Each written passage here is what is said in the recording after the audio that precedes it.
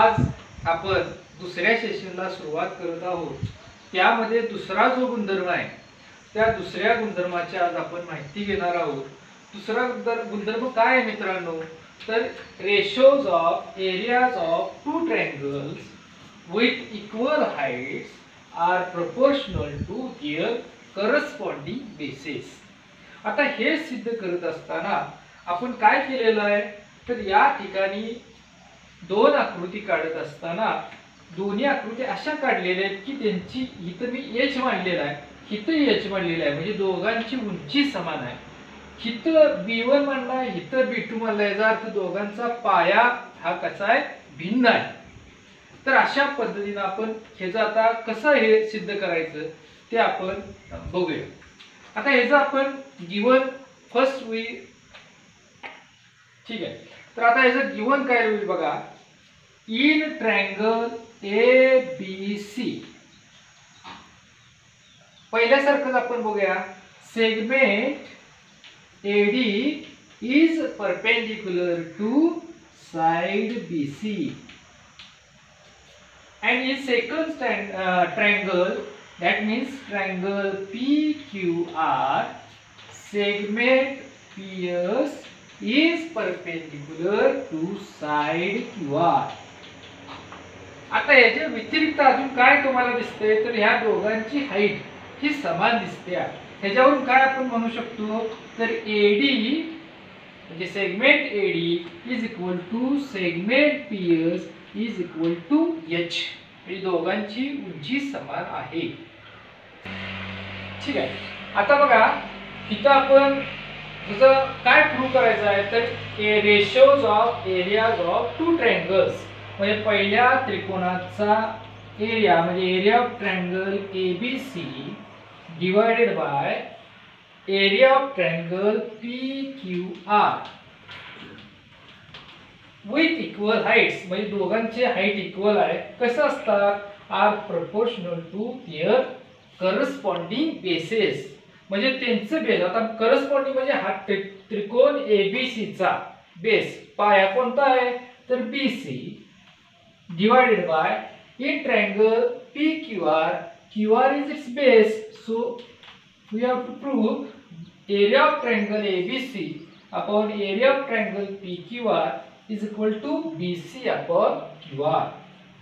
So proof of this statement, मगासारखंच आपण सुरुवात करूया, जो आपण पहिल्यांदा जो विचार केलेला होता सूत्राचा, म्हणजे area of any triangle is equal to 1/2 into base into height.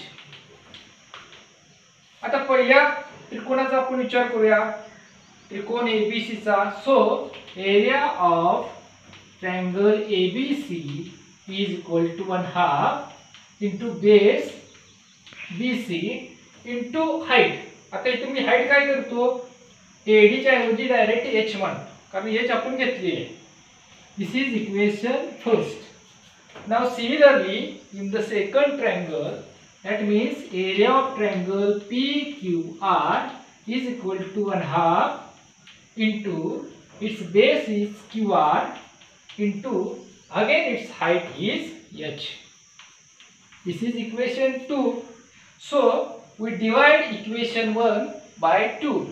So dividing these two equations, dividing equation 1 by 2, we get area of triangle ABC upon area of triangle PQR is equal to 1/2 into BC into H upon 1/2 into QR into H।